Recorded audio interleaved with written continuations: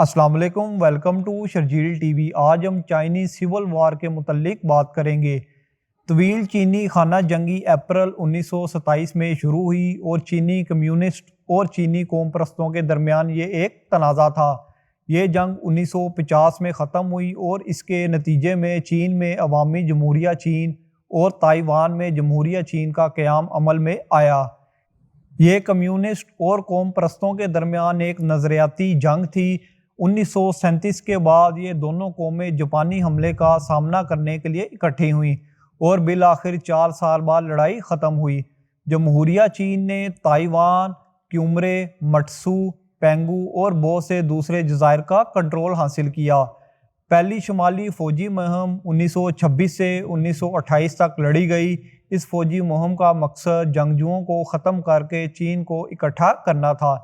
اس دوران چیانگ کائی شیک حکومتی رہنما بن گئے اور جنگ کا پہلا دور جیتنے کا سہرا بھی ان کے سر جاتا ہے۔ 1928 میں بیجنگ حکومت گر گئی اور شمالی چین کے جھنڈے میں تبدیلی آئی۔ 7 اپریل 1927 کو جیانگ کائی شیک نے اپنے علاقے میں ہونے والے کمیونسٹ سرگرمیوں پر بات کرنے کے لیے ایک میٹنگ کی۔ زیادہ تر رہنما کمیونسٹ کو پارٹی سے پاک کرنا چاہتے تھے۔ شنگھائی میں حکومت اور قوم پرستوں کے درمیان جنگ چھڑ گئی۔ حکومت نے قوم پرستوں کے زیادہ تر لوگوں کو گرفتار کر پھانسی دے دی، جس کے نتیجے میں حکومتی رہنما بھی 2 حصوں میں تقسیم ہو گئے اور جیانگ کائی شیک بیجنگ میں دائیں بازو کے رہنما بن گئے۔ اس قتل عام میں دائیں بازو کے جیانگ اور بائیں بازو کے وانگ کے درمیان شدید اختلافات پیدا ہو گئے۔ بائیں بازو کے وانگ نے ووہان صوبے میں دائیں بازو کے چیانگ کی حکومت کا تختہ الٹ دیا اور جنگجوؤں کے خلاف مزاحمت کی اور شدید لڑائی کے بعد جون 1928 میں بیجنگ پر بھی قبضہ کیا۔ دائیں بازو کی حکمران جماعت چیانگ کائی شیک کو بین الاقوامی سطح پر چین کی حکومت کے طور پر دیکھا جاتا تھا۔ جاپانی حملے کا سامنا کرنے کے لیے بائیں بازو کی تنظیم کے ساتھ حکومت اتحاد نہیں کرنا چاہتی تھی، کیونکہ بائیں بازو کی تنظیم پہلے ہی حکومت کے لیے خطرہ تھی۔ حکومت نے فوج کو حکم دیا کہ وہ بائیں بازو کی تنظیم کو ختم کرے۔ ان ملکی فسادات میں حکومت کا بھی کافی نقصان ہوا، جبکہ دوسری طرف بائیں بازو کی تنظیم کے رہنما وانگ جاپانیوں کے خلاف گوریلا وار لڑ رہے تھے۔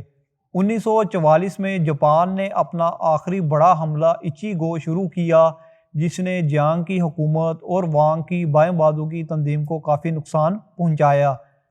1946 کے بعد چین میں دوبارہ اندرونی فسادات شروع ہو گئے۔ چین کی بائیں بازو کی تنظیم کے پاس 20 لاکھ ملیشیا موجود تھی اور چین کے 75% حصے پر ان کا قبضہ تھا، جبکہ سوویت یونین نے فوجی ہتھیاروں کی بہت بڑی مقدار بھی دی۔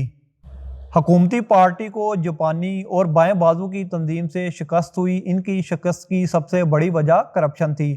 ماؤ زے تونگ نے 1 اکتوبر 1949 کو باقاعدہ طور پر نئی حکومت کا اعلان کیا اور بیجنگ کو دارالحکومت بنایا۔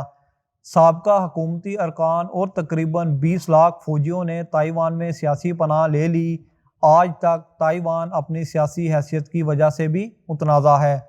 نئی مزیدار اور دلچسپ ویڈیوز کے لیے لائک، شیئر، کمنٹ کریں، چینل کو سبسکرائب کریں اور بیل آئیکن کے بٹن کو پریس کریں۔ خوش رہیں۔ اللہ حافظ۔